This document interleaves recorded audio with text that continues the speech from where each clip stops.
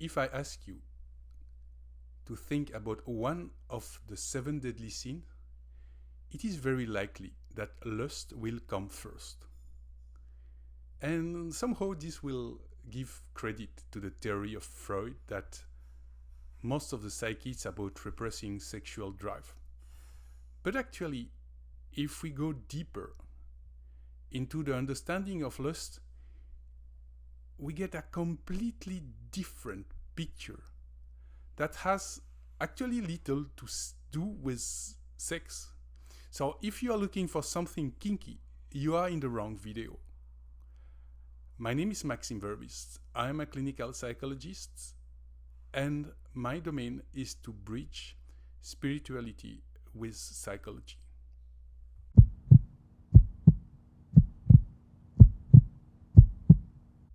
The Ancient Testament describes a list of sexual behavior that are supposed to be prohibited. Adultery, prostitution, zoophilia, homosexuality, all of these are behavior that should be banned, but are not really sin. The sin of lust really started with Christianity, and with one interpretation of the phrase of Jesus Christ is that the one who is watching lustfully the wife of his neighbor is already committing adultery in his mind.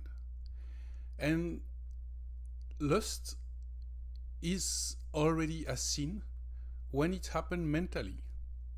And I must say that in this society where sex is absolutely everywhere, it is very difficult to keep your mind pure. Modern psychology has presented a completely different picture of sex, based actually on biology.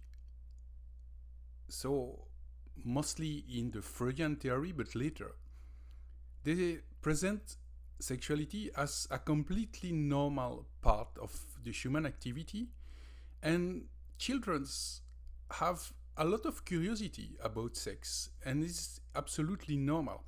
And if you try to repress that, you cause all sorts of mental disorder.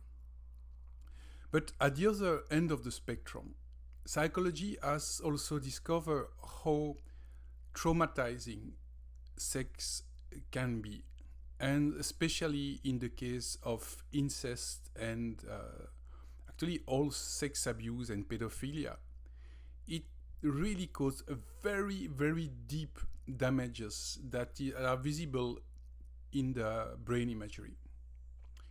If there is nothing wrong about the sex drive, why lust is considered for Christianity as a major sin?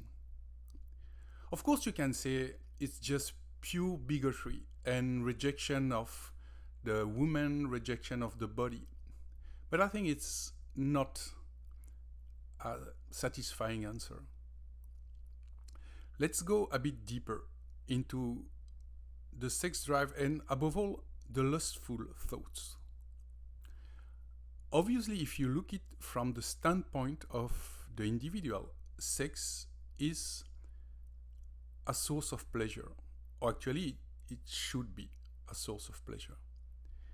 But the sexual act is much more than giving yourself pleasure.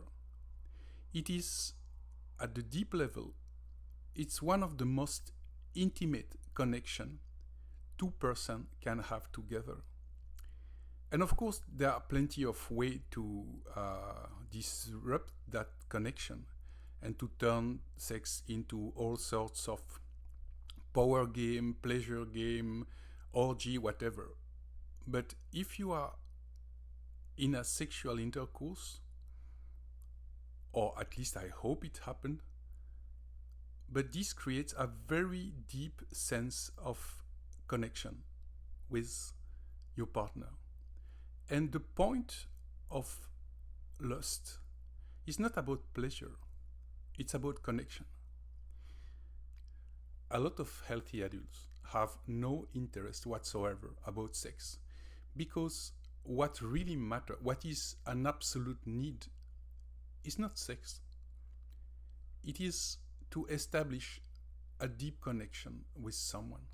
And actually, as human, we start our life, if we have the chance to have an ideal condition, establishing a very, very intense connection with our primary caregiver in such a level of intimacy that we can almost talk about a telepathy between the mother and the child. There is a complete confusion between his mind and the mind of the child. And that's the very beginning of being in contact, is to be in a completely fusional way. And at this level, it's entirely healthy to feel that you are one with the other. And when you are in love, that's exactly what happened to you.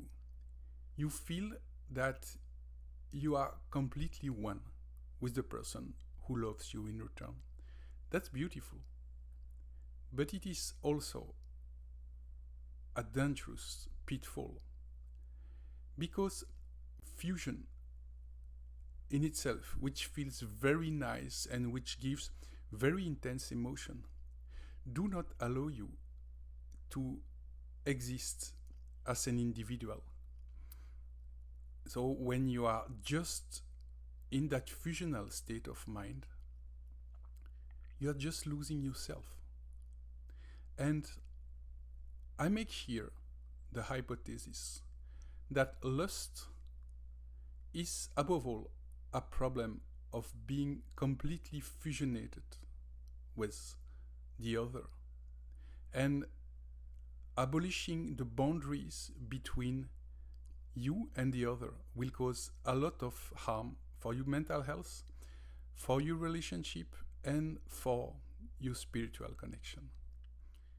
At the lower level, the need for fusion can be seen in what clinicians called the histrionic personality disorder.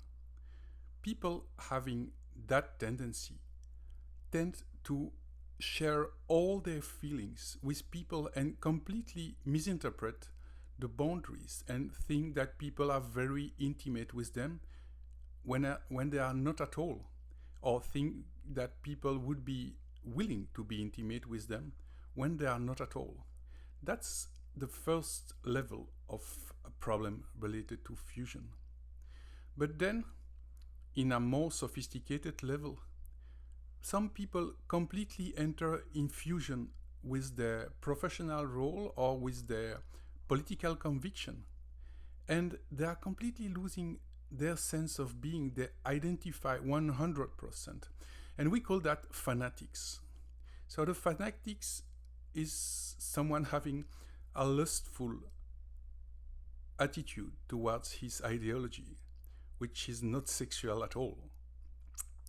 And then at the highest level, let's say in the intellectual level, you may get so connected with your high ideals in life that you end up considering that the rest of the world as it is completely unbearable, it's completely unacceptable, and you will start to hope for a complete revolution, a complete destruction of the system.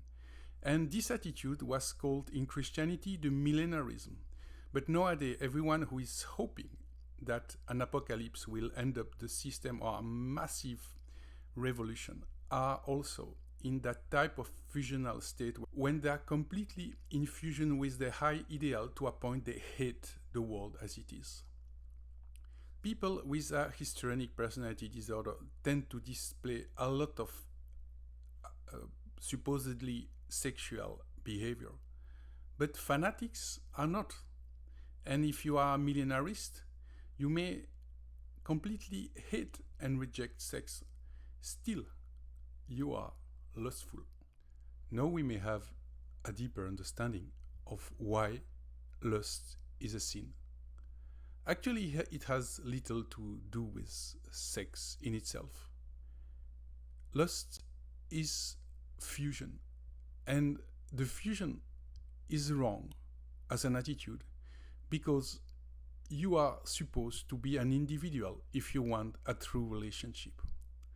And Christianity has very important values around mysticism, which looks like the quest for a spiritual fusion.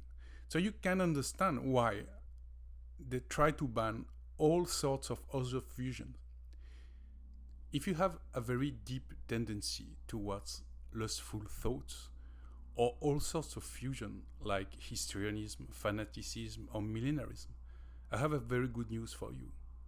Your soul is of the sixth ray, according to Alice Bailey, which is devotional idealism.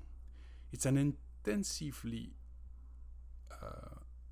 emotional quest of the Godhead. And of course, this will lead you to all sorts of problems as any other soul ray. And yours is fusion, is to be overly emotionally connected.